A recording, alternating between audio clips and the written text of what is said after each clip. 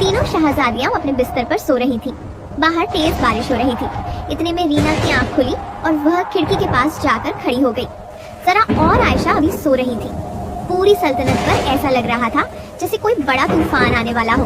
बिजली की गरज से जरा और आयशा भी डरकर जाग गई। महल के खादिमीन घबराहट में इधर उधर दौड़ रहे थे और घरों में लोग सहमे हुए एक दूसरे से पूछ रहे थे कि ये सब क्या हो रहा है। महल के एक पुराने कमरे से हल्की नीली रोशनी बाहर आ रही थी। वही कमरा जिसका दरवाजा कभी नहीं खोला गया था। किसी का कहना था कि वहाँ परिस्तान का दरवाजा है, तो कोई कहता कि वहाँ परियां कैद है, लेकिन सच कोई नहीं जानता था।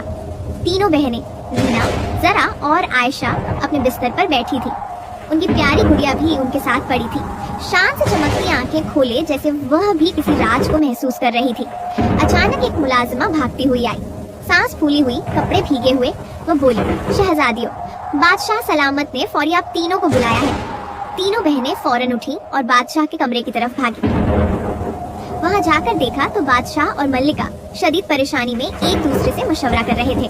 शहजादियों ने पूछा, बाबा आखिर हुआ क्या है? बादशाह ने गहरी सांस ली और बोला, वक्त आ गया है।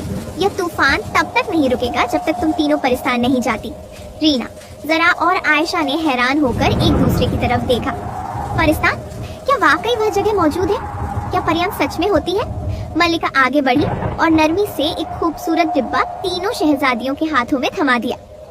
महल के उस बंद दरवाजे तक जाओ और उसे इसी डिब्बे से खोलो, तुम्हें सच सब पता चल जाएगा। तीनों शहजादियां डिब्बा हाथ में लिए एहतियात से चल पड़ी। उन्हें नहीं मालूम था कि कोई और भी उनके पीछे खामोशी से चल रहा था और उन पर नजर रखे हुए था। अब वे उस रहस्यमयी दरवाजे के बिल्कुल सामने खड़ी थी। हवा तेज चल रही थी, बारिश की आवाज गूंज रही थी और दरवाजे के पीछे से जादुई रोशनी और भी तेज हो रही थी। तीनों राजकुमारियां परिस्तान के दरवाजे के पास खड़ी थी कि अचानक पीछे से गुड़िया की आवाज आई, रुको, मुझे भी साथ लेकर जाओ। आयशा ने तुरंत डब्बा खोला तो उसके अंदर एक बहुत चमकती हुई जादुई चाबी थी। जैसे ही राजकुमारियों ने चाबी दरवाजे में लगाई, दरवाजा सुनहरी रोशनी के साथ धीरे धीरे खुलने लगा। उन्होंने अंदर कदम रखा तो हर तरफ गहरा अंधेरा था, लेकिन कुछ पल में वही अंधेरा बदलकर एक नई दुनिया बन गया। एक ऐसी दुनिया जिसे देखकर उनकी सांसें थम गईं। पीछे मुड़कर देखा तो दरवाजा गायब था, जैसे वह कभी वहां था ही नहीं। चारों तरफ परियां हाथों में फूल लिए उनका स्वागत कर रही थी। ऐसा लगता था जैसे उन्हें तीनों राजकुमारियों के आने से पहले से ही खबर थी। हवा में खुशबू, रोशनी और जश्न जैसा माहौल था। उसी समय गुड़िया आगे चली और अचानक उसके शरीर पर नीली रोशनी फैलने लगी। पलक झपकते ही वह एक बहुत सुंदर परी में बदल गई। उसकी चांद जैसी चमकदार त्वचा, चमकती आंखें और चांदी जैसे पंख देखकर राजकुमारियां हैरान रह गईं। उन्हें समझ ही नहीं आया कि क्या हो रहा है। परियों ने राजकुमारियों को एक शानदार जादुई बग्घी में बैठाया। बग्घी के पहिए कांच जैसे साफ थे और उनके चारों तरफ हल्की नीली रोशनी घूम रही थी। जब बग्घी महल की ओर चली तो रास्ता सितारों जैसी चमक से रोशन होता चला गया। महल पहुंचकर वह सब देखकर उन्हें यकीन ही नहीं हुआ। सैकड़ों तरह के स्वादिष्ट भोजन उनकी खातिर मौजूद थे और क्रिस्टल के गिलासों में रंग बिरंगे जूस भरे थे। खाना खाते समय आयशा ने परी बनी गुड़िया से पूछा, तुम पहले गुड़िया थी, परी कैसे बन गई? वह हल्के से मुस्कुराई और बोली, मुझे आपकी रक्षा के लिए भेजा गया था। गुड़िया सिर्फ मेरी बाहरी रूप थी। खाने के बाद राजकुमारियों को एक बहुत शानदार कमरा दिखाया गया। वह कमरा किसी सपनों की दुनिया जैसा था। दीवारें चांदी की रोशनी से चमक रही थी और फर्श पर बादलों जैसे मुलायम सफेद कालीन बिछे थे। कमरे में 3 शाही बिस्तर रखे थे। हर बिस्तर के खंभे कांच के बने थे, जिन पर छोटी छोटी नीली रोशनियां चमक रही थी। रेशम की तकियों से हल्की खुशबू उठ रही थी और लिहाफ इतने नरम थे जैसे फूलों से बने हो। एक पूरी दीवार जादुई अलमारियों से भरी थी। उन अलमारियों में लटकी हुई ड्रेसेस ऐसे लग रही थी जैसे किसी ने रंग और रोशनी को बुनकर कपड़े बना दिए हो। हर ड्रेस चमक रही थी, रंग बदल रही थी और जादू की लहर छोड़ रही थी। और फिर एक सुनहरे तख्त पर रखे हुए चमकते हुए कांच के ग्लास शूज रोशनी पड़ते ही 7 रंगों में चमक उठे।